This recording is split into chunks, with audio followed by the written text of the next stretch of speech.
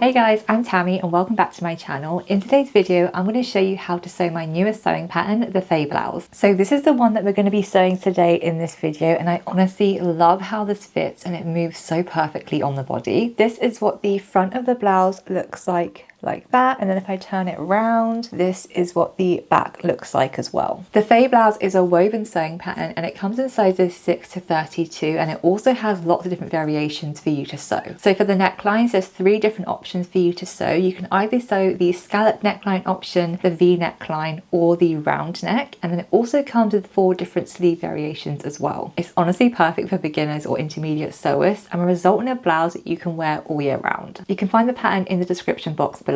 So this is the one that I'm going to be showing you how to sew in this video, and you can see this one has the V neckline option with the button down front as well, and then I'm going to be showing you how to sew the 3/4 length sleeve with the elastic as well. I will also show you the techniques on how to sew the other variations in this video as well, so don't worry if you are sewing the round neck or scallop neck, because I will show you how to do that. I also include instructions in the pattern file itself if you want to basically raise or lower your neckline or make adjustments to your neckline if you experience any gaping. So if you have any problems like that in the past with other patterns, you'll be able to find exact fitting guidance on how to adjust your patterns for this in the instructions. So let me take you over to my table and show you how to sew the Faye blouse. So I've got the front bodice in front of me, and the first step you might want to do is stay stitch the neckline. This is an optional step, and what it involves is sewing a line of stitching along the neckline of the front and back within the seam allowance, just so if you're using fabric that has a really loose weave, it won't stretch out when you're sewing the top.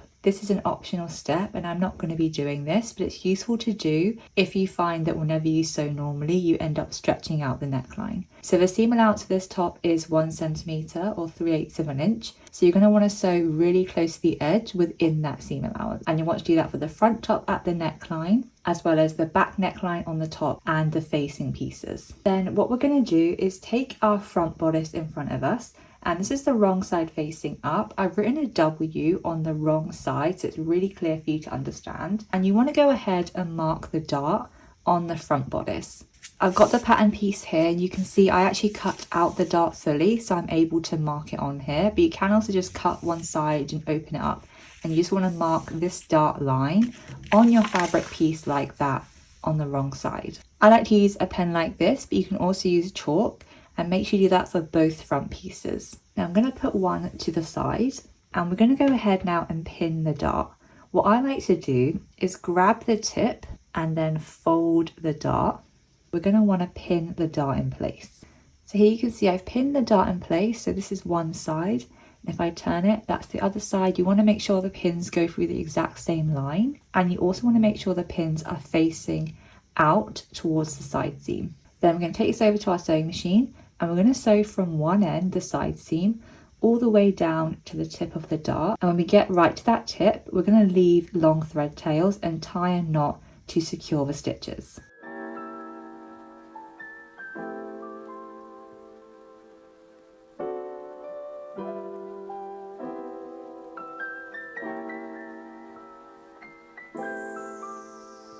So I've got to the tip of the dart, and I'm just going to tie a knot like this, just to secure those stitches in place, and then I'm just going to cut the excess thread. So now you can see I've sewn the dart at the sewing machine on both of the front bodices. Now we're going to take this over to our ironing board, and we're going to press the dart downwards like that on both of the front bodice pieces.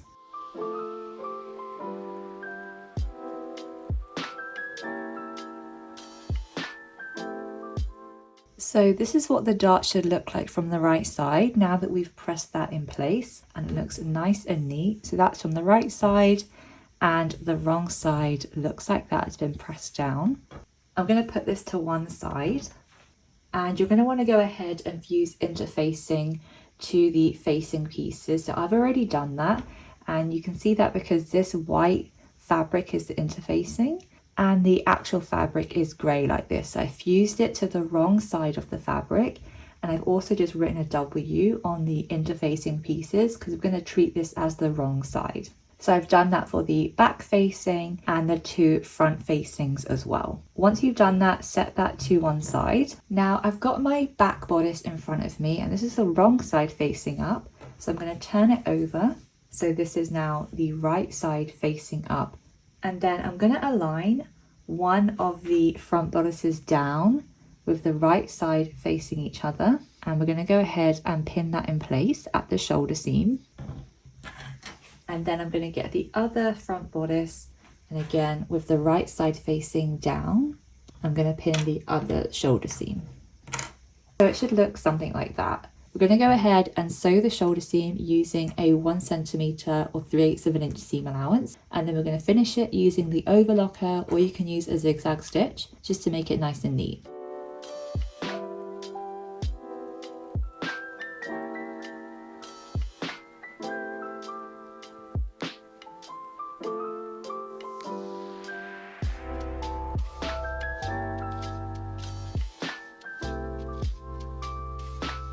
So I've gone ahead and sewn that shoulder seam like that, and I've also pressed the seam towards the back so it's nice and flat from the right side.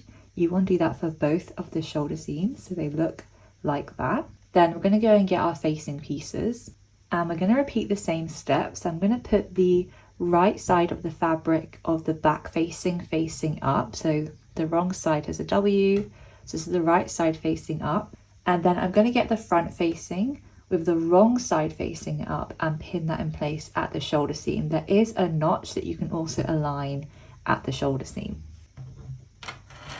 And then get the other side and pin that in place as well.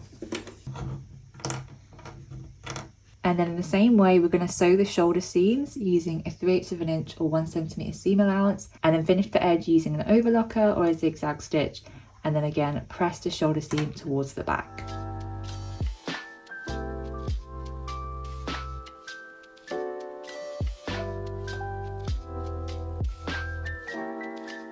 So now I've gone ahead and sewn and pressed that in place. I've now opened up the facing so the right side is facing out. And what we're going to do is neaten and finish the raw edges of the facing. So if you open it like this, you should see it will open and lay flat like that.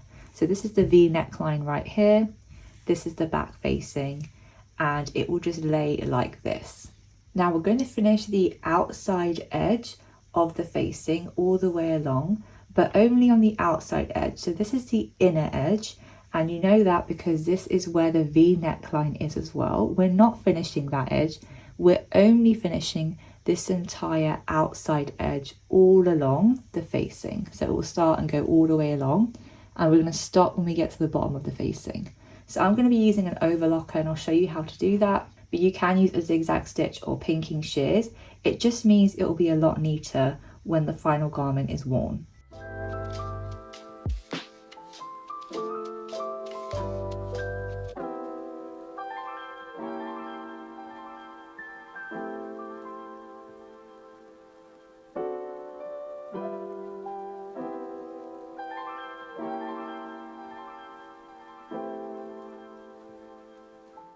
So I've gone ahead and finished the outside edge of the facing, and it looks like that. You can see it's just this edge all along here, and we've not touched the V neckline edge. It's literally just the outside edge.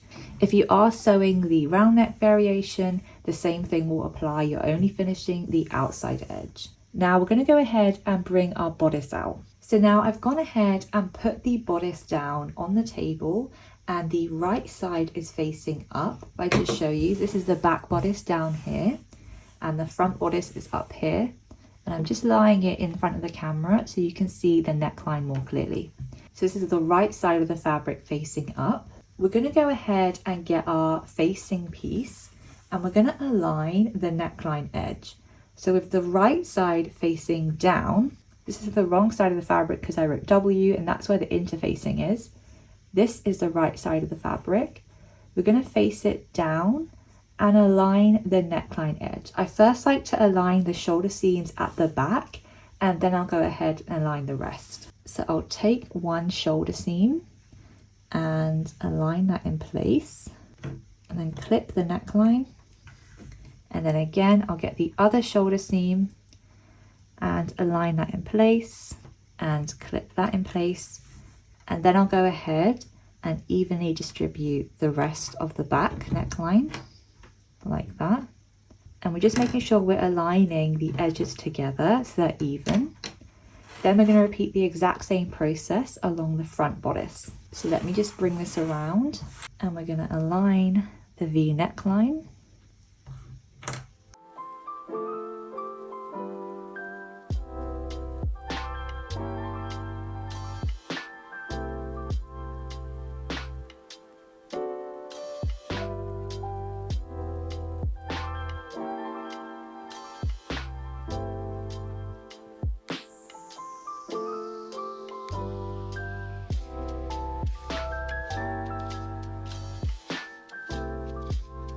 So now you can see we've aligned the entire neckline, and again that's a seam that hasn't been overlocked or finished, it's the inside edge here. We're going to go ahead and sew this at the sewing machine using a 3/8 of an inch seam allowance or 1 centimeter seam allowance, and then once we get to that point I'll come back and show you what we're going to do next. Personally, what I like to do is start from one hem, go all the way along and then around the neckline and then back down to the other hem.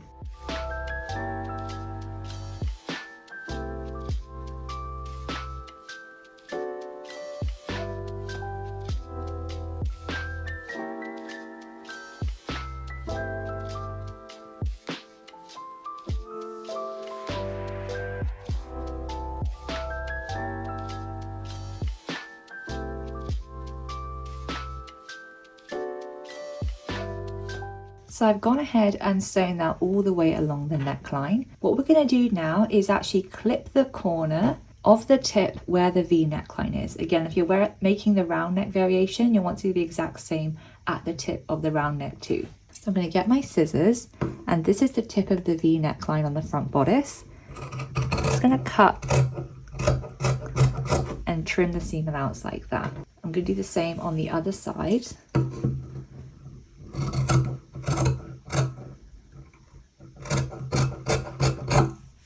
So you're not cutting through the stitch, you're just making it narrower in that section. So when we turn it out to the right side, it won't lay incorrectly.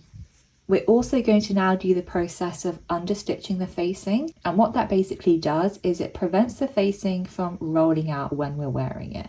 So we've got the right side of the bodice facing up, and that also means the wrong side of the facing is facing up. We're going to flip the facing and roll it over like that. So when I roll it over, you can see the seam allowance is actually touching the facing. It's not touching the bodice, it's touching the facing.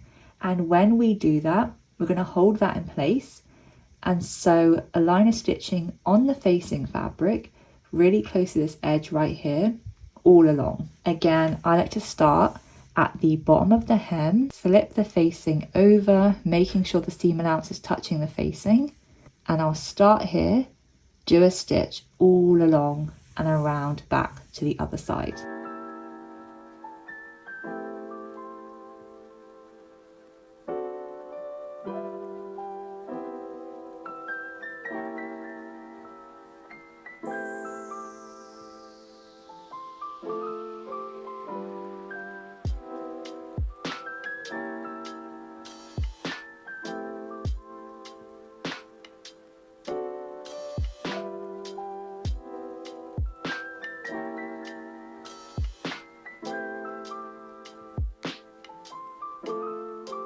So I've gone ahead and done the understitching all along the facing, and that is what that looks like.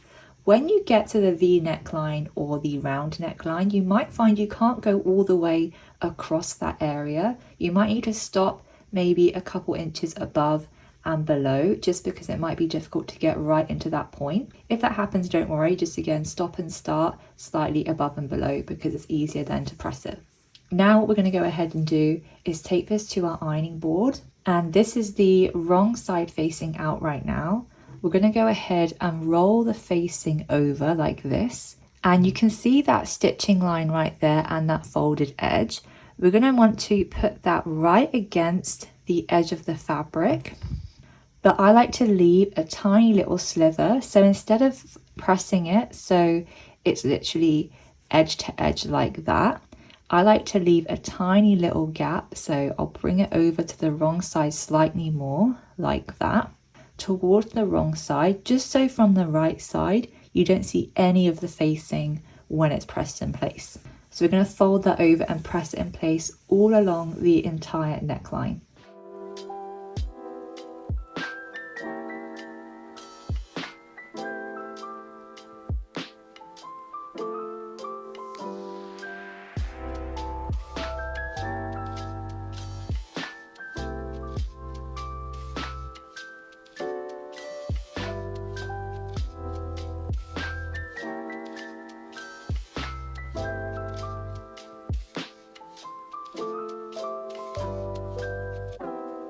So this is what the bodice should look like now that we've pressed the facing in place like that. This is the wrong side, and the right side should look like this. It's nice and clean, and you can't see the facing from the right side. So we did that on the entire bodice, around the entire neckline. So we pressed that in place as well, and it looks really nice on all the neckline edges. Now this pattern has different variations, so I'm sewing the V neckline variation. You can also sew the scallop neckline variation as well as the round neck variation. I'm not going to be sewing the scallop neckline in this video on this exact garment, but I'm going to show you on some scrap fabric how you go ahead and actually follow these scallop neckline steps. So ignore this section of the video if you're not sewing the scallop neckline, and skip ahead to the time on screen to continue following the steps if you aren't sewing the scallop neckline. So if you're sewing the scallop neckline variation, you still would have done this step that we just did, where we pressed over the facing over to the wrong side of the fabric.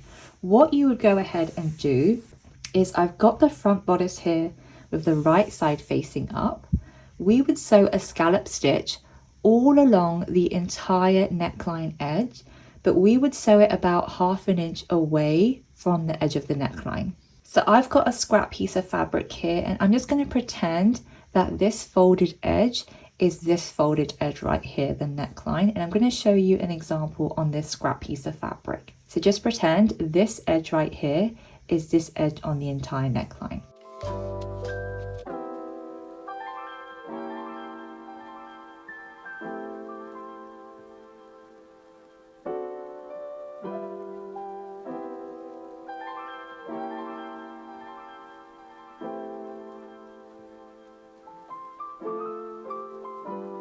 So this is how the scallop stitch looks like, and again I've done this on the edge of the neckline all along the front and the back, and I did this with the right side facing up. So this is the right side of the fabric. I also did the scallop stitch in a contrasting colour just to give it a bit more fun, and the wrong side should look something like that, and again you'll have the facing here as well. Now you can always just leave the scallop stitch like this if you don't want to cut close to the edge. It actually makes a really nice detail just on its own without having to cut into it. But what we're going to do, if you want to trim the scallop neckline, we're going to go ahead and get a really sharp pair of scissors. So I've got these really sharp scissors that I can use, and you can also use scissors like this. They're called duckbill scissors, anything that's just nice and sharp to cut around the edge. What we're going to go ahead and do is trim really close all around the scallops on the neckline detail, but you want to make sure you're not cutting into the stitches, just really close around the edges. Naturally, this is definitely going to fray a tiny bit. To reduce fraying, you can use fray check at the end to give them a bit more structure and stability, or you could even use clear nail varnish to help prevent any fraying. So I'll go ahead and cut really close to the scallop stitch.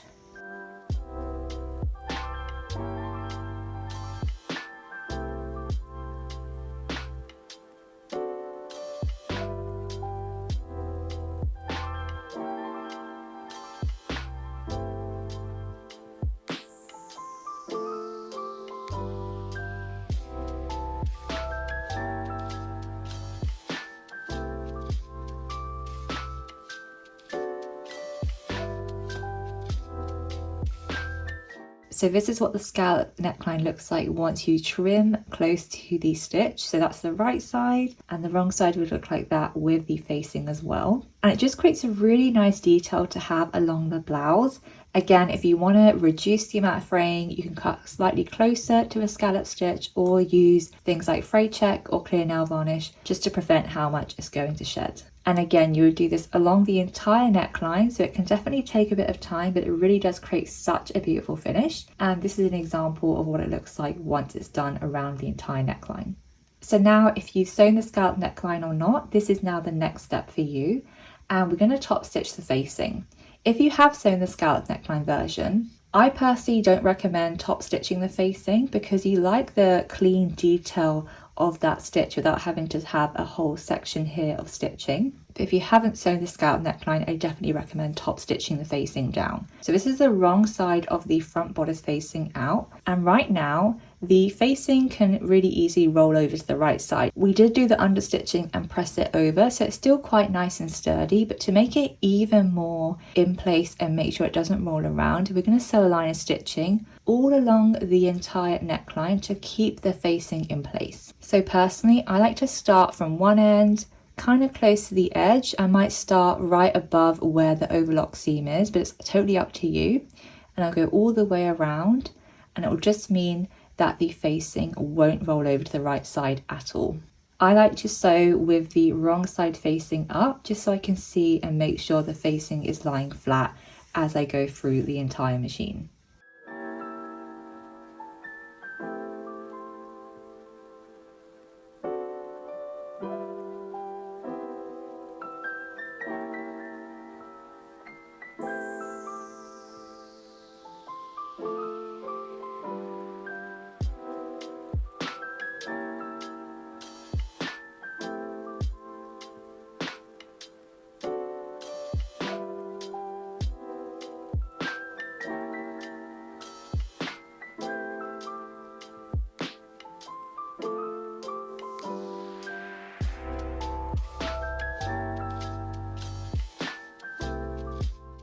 So I've gone ahead and top stitched the facing all the way down, and you can see this is the right side. You have that top stitching detail all along, and the wrong side looks like this, but now I can't actually pick up the facing. It's stuck down nicely to the wrong side of the fabric. So I did that all along the front neckline, all along the back neckline, and back down to the other hem. Now we're going to go ahead and sew the side seams of the top. So I've got the right side of the back bodice facing up. I'm going to go ahead and fold the front bodice over and make sure right sides are touching like that. I'm going to do it on both sides. And now if I turn it around, we're going to align the side seam.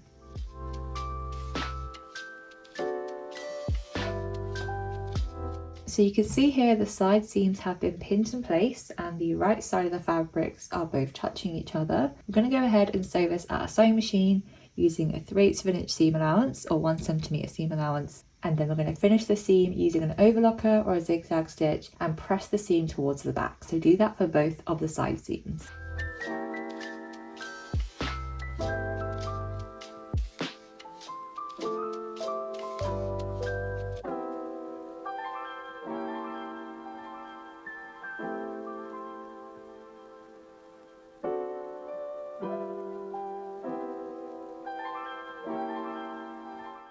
So I've got the top in front of me and I've got the right side facing up. You can see the shoulder seams have already been attached. We've now attached the side seams and the neckline is all finished over here. So we've got the back bodice and again, the side seam has been attached. So that's from the right side and the wrong side looks like this. So I finished the raw edge using an overlocker and pressed it in place as well. We're now going to put the bodice to one side and now I've got one of the sleeves in front of me. This is the wrong side facing up because I wrote a W and you should have 2 of these. Now no matter what sleeve variation you're sewing, you're going to want to follow the next few steps. So we're going to turn the sleeve over so the right side is facing up like this and we're going to fold one side seam over and we're going to align and pin this side seam. So here you can see I've got both of my sleeves and I've pinned the side seams like this, making sure the right sides are facing together. We're now going to go ahead and sew this at our sewing machine using a 3/8 of an inch or 1 centimeter seam allowance. And then again, we're going to finish the raw edge using an overlocker or a zigzag stitch and pressing the seam towards the back. Now, if you don't know what side of the sleeve is the front and the back, if I just open up the head here, this is the sleeve head, this curved section. In the center of the sleeve head, there will be a notch that you would have marked on the pattern piece, a single notch. And then if you go over to the side, there's 2 notches, and that will indicate the back of the sleeve. And on this side, there'll be a single notch that indicates the front of the sleeve. And you'll have 2 sleeves that will have those details.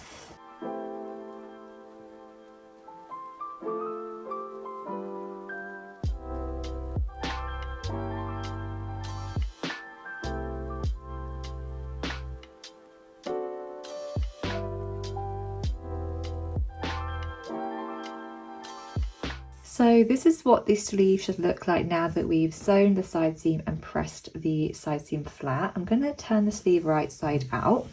So it should look like that. It's nice and flat on that side seam.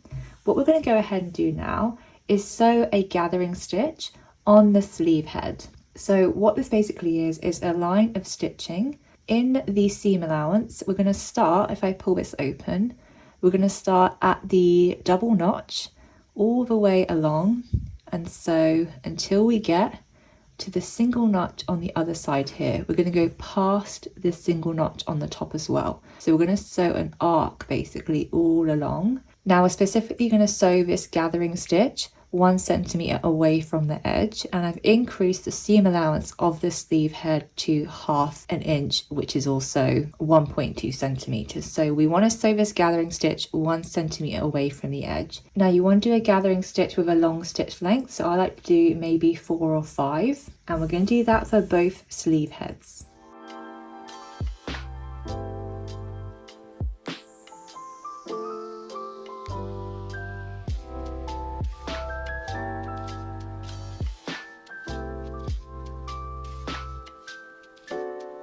So you can see here we've got the 2 long thread tails right where I said we were going to stop and start sewing that gathering stitch all the way along. You can't really see it because it might be hard to see on this fabric, but you can see there's that longer stitch length all along where I said we were going to sew. Now what we're going to do is pull the bobbin thread, so that's the thread that is the bottom, and as you pull the bobbin thread you're going to go ahead and gently gather the stitch. Personally, I like to do this when I'm in the bodice. I'll show you what I mean in a moment, but you can go ahead and pre-gather the sleeve head just so it's easier to put in. So I've got my front bodice here, and this is the wrong side facing out, so the right sides are together, and we're going to take one sleeve with the right side facing out, and we're going to align this side seam with the side seam of the bodice. Now we want to make sure that we're aligning the back of the sleeve, so make sure that the 2 notches at the back align with the back sleeve. So for example,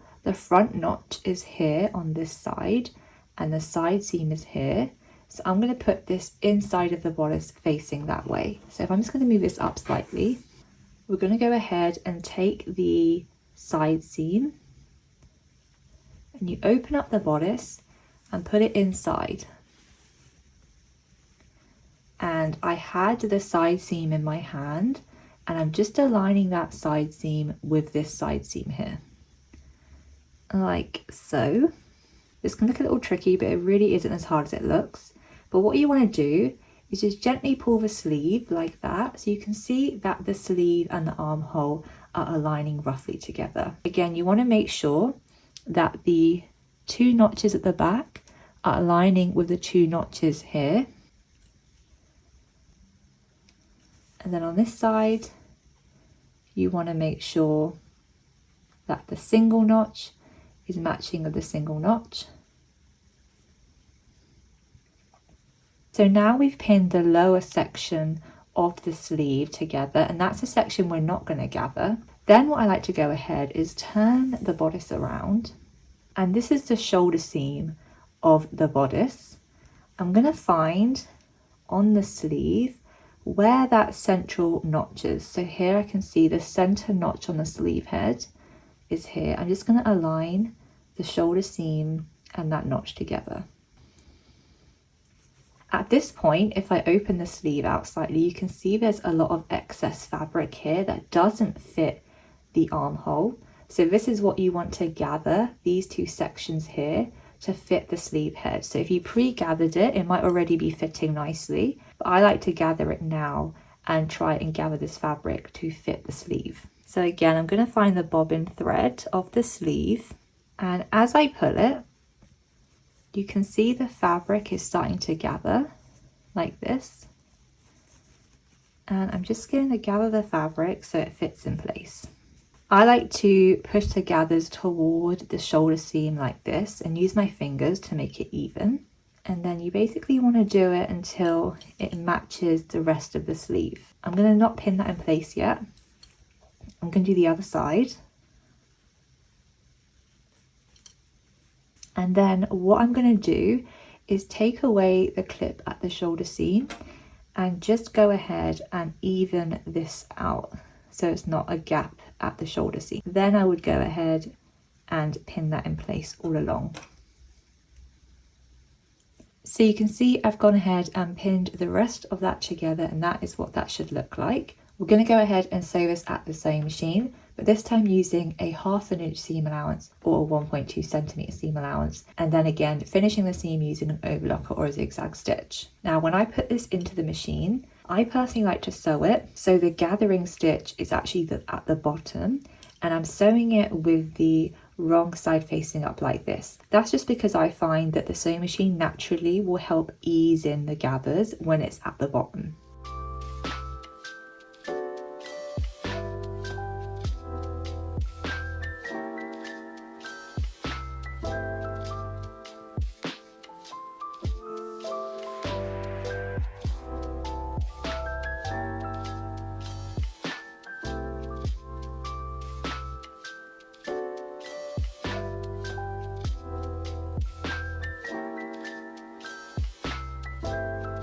So now I've gone ahead and sewn the sleeve. It looks like this from the inside. You can see I've sewn it all the way around and then also overlocked the edge like that. And from the right side, when you look at it like this, there should be some gathering at the front and the back next to the shoulder seam, and it should lie something like that from the right side. So you can see here, this is the sleeve here. This is the front bodice.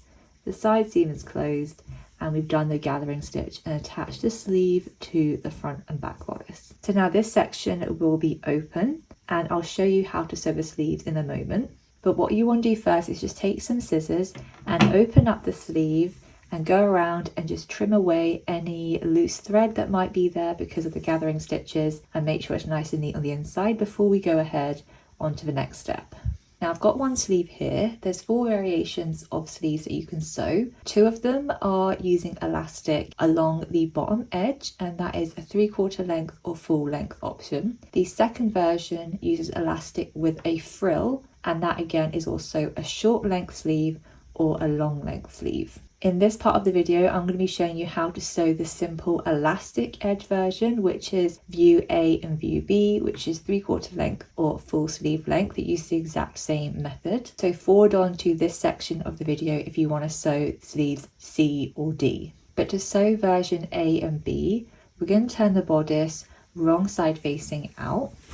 So turn the sleeve out, and we've got the wrong side of the fabric facing out. We're going to go ahead and at the hem of the sleeve, we're going to fold it over by 1/2 inch or 1.2 centimeters. Press that in place and then fold it in again by the same amount toward the wrong side, and press that in place all along.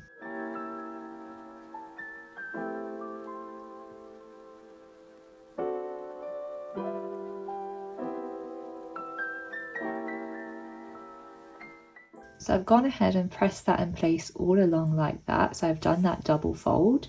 What we're going to do now is take this to our sewing machine and sew along the entire edge of the hem, really close to that folded edge. But we're going to leave a 1 inch or 2.5 centimeter gap towards the back.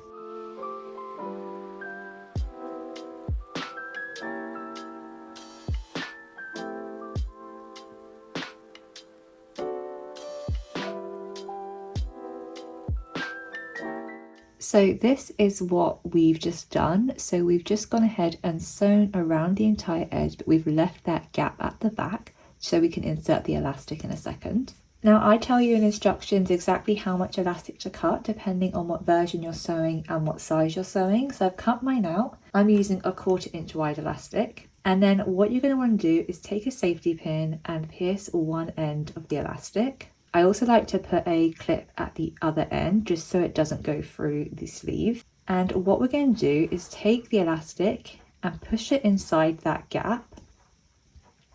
And we're going to navigate it around the entire sleeve hem using our fingers.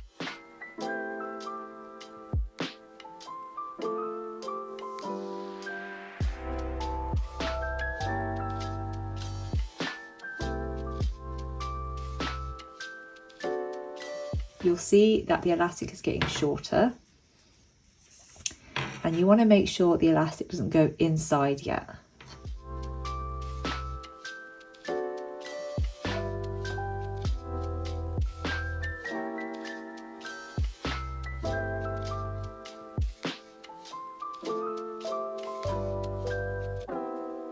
So now we've come to the other side, we're going to push the safety pin out. And I'm just going to hold that edge of the elastic and also hold the other end of the elastic here. And I'm going to pull them taut. And I've got both ends together like that. I'm just going to pin them in place. So now we've made sure the elastic is all the way around and we've got both ends free. I'm going to sew this at the sewing machine really close to the edge, and I'm going to use a zigzag stitch to stitch it nice and secure. Here you can see I've sewn the two ends together. I'm just going to trim it slightly like that.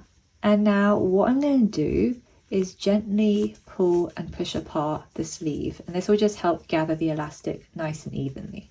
So now that we've done that, it should look like that. We're going to go ahead where we left that gap open it up like that, and at the sewing machine just sew that gap closed. So this is what the sleeve looks like now that I've sewn that edge closed, and it's all finished around the sleeve hem, and it looks really, really cute. So repeat that for the other sleeve, and then if you're sewing the sleeve with the frill detail, I'll show you how to sew that in a moment. If you're not sewing that detail, go ahead to this part of the video and we'll go ahead with hemming the top. So in this part of the video, I'm going to be showing you how to sew sleeves C and D. This is the short length or the long length with the frill detail. So I'm just using this as an example. Pretend this is the sleeve. So let's pretend the sleeve is coming all the way down here, and this is the hem of the sleeve right here. I might even write that so you know. So the first thing I'm going to do is with the sleeve wrong side facing out, we're going to fold the hem of the sleeve down by 3/8 of an inch or 1 centimeter.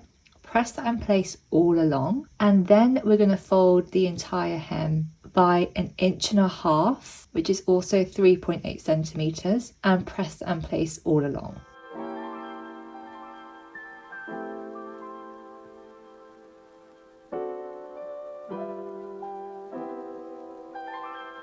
So I've gone ahead and pressed that like this, and what we're going to want to do is now sew 2 parallel lines of stitching. The first one, we're going to sew really close to this folded edge all the way around the sleeve, but we're going to leave a 1 inch or 2.5 centimeter towards the back. So let me do that first. So I've sewn that right there, you can see all the way along the sleeve, and I've left that gap right here.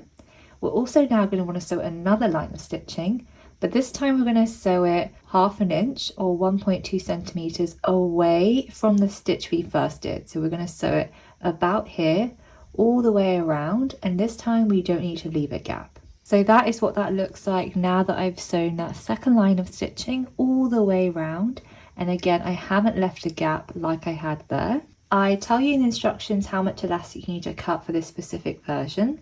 But again, what you want to do is go ahead and pierce one end using a safety pin. And then I like to put a clip on the other end. And what we're going to do is go in through the gap that we left. And we're going to push the safety pin and the elastic all the way around.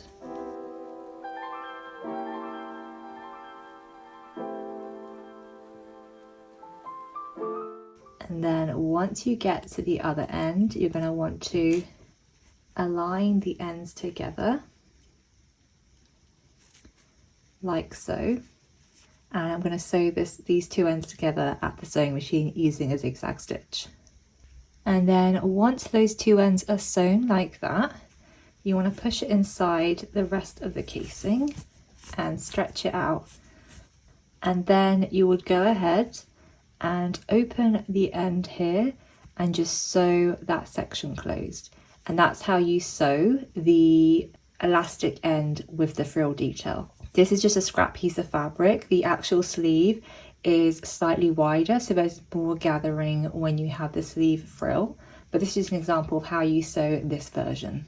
So at this point you would have done your sleeves, and I have the 3/4 length one here, and that's all finished. What we're going to do now is hem the bottom of the top. So if I just open this out, we've got the wrong side of the hem here facing us.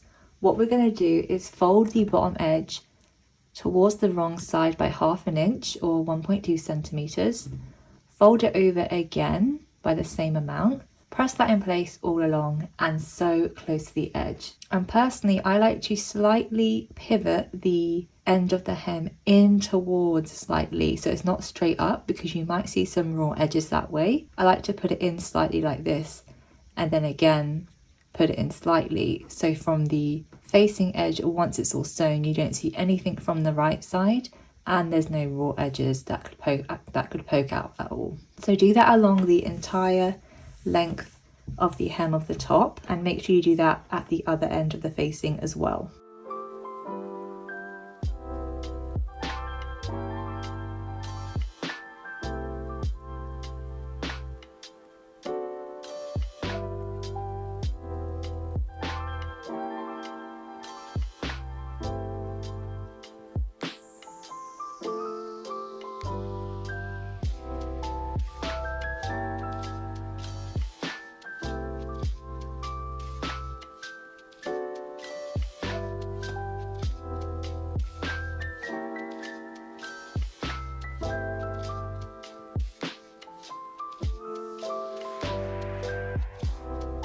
So now that we've sewn the hem completely and it looks like that, it's nicely sewn, and I also pressed it in place, we're going to go ahead now and sew the buttons onto the blouse. Now it's totally up to you how you sew your buttons and what distance you have between. I'm personally using buttons that are 1.2 centimeters wide, I think, in diameter. And I do give you a button guide to use as a reference, but this really will depend and change depending on how wide your buttons are and how much space you want in between the buttons. So you can see here, this is the V neckline right here. I like to start the first button about 1/2 inch away from that. So I might start the button about there. You can also put the top on and pin it in place so you know where you want the first button to be. I like to do mine about there, which I guess is about 1/2 inch away from the top of the V. So what I could do is put that first button in place, and then I can use my button guide and put the button in the middle of that line. So I've put that line in the middle of the buttonhole, and then just align that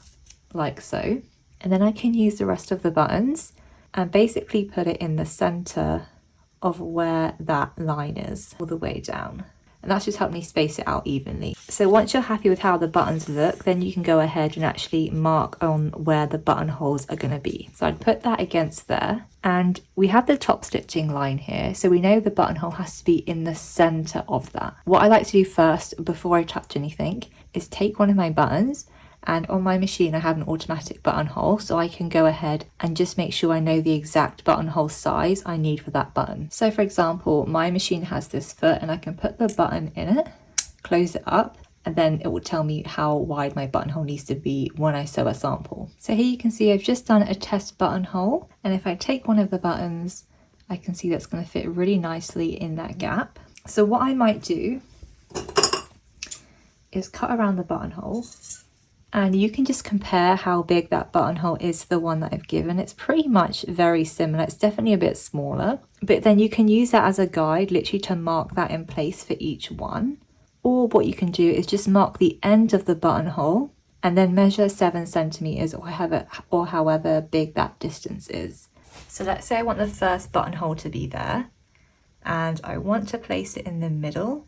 So I would then go ahead and draw the bottom of the buttonhole in. So I know roughly that's going to sit about there.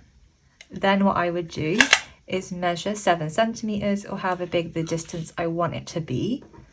And like for me, maybe that buttonhole, if I want to keep that there and I put that in the middle, you can see from the end of the buttonhole here to the end of the buttonhole here, that's actually 8 centimeters. So I can go ahead and mark that in place, which is about there. And again, just make sure you're centering it inside the top stitching as well. But you can see if you go ahead along that, you can use this as a rough guide to follow as well. I'm just going to mark the other one, so 8 centimeters roughly there. So now I would use this as a guide when I'm sewing my buttonholes, and I would align the end of this buttonhole here. I'll show you on my machine where I align that to. So let me just show you where I would put that end of the buttonhole. What I would do is push it down. So personally, I would align it about there. So it's in the middle of this section and it's in line with the top crosshairs as well.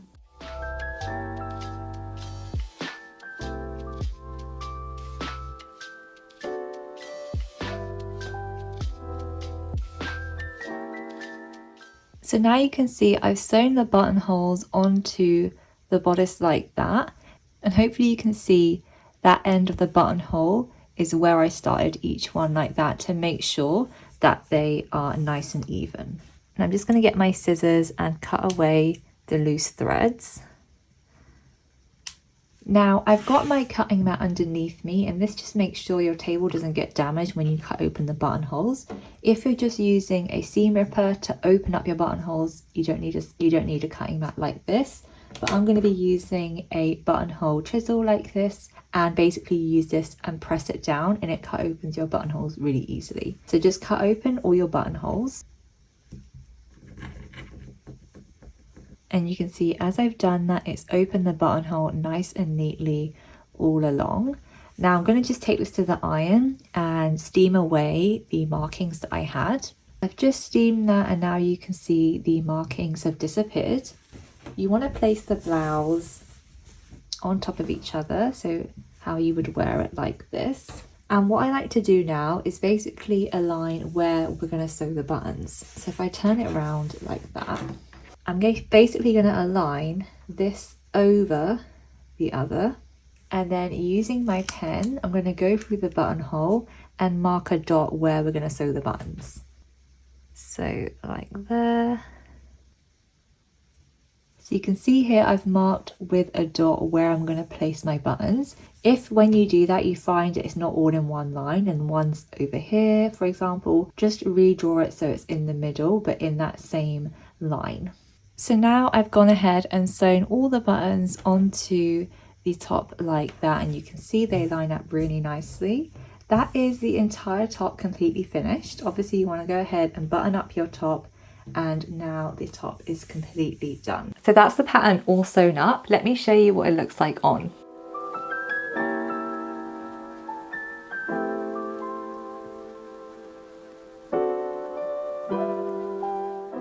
I hope you enjoyed seeing how we sewed the Faye blouse in this video. Honestly, I love this version so much. I find it works so beautifully in fabrics that have a tiny bit of nice drape to it. So double gauze, viscose, even 100% linen that has some kind of drapiness to it, so it's not too structured. Like I said, you can find the pattern in the description box down below. I know you're going to love it, and it comes in sizes 6 to 32, so it's really nice and size inclusive. If you want some inspiration of what else it could look like, I had so many amazing pattern testers play with this pattern and help get it out to life, and honestly they all did such a gorgeous job. I put some images on screen right here so you can see some of the pattern testers and the gorgeous versions they made in different fabrics and the different variations as well. I hope you enjoy sewing this pattern. Definitely let me know down in the comments what you think of this blouse, and I'll see you in the next one.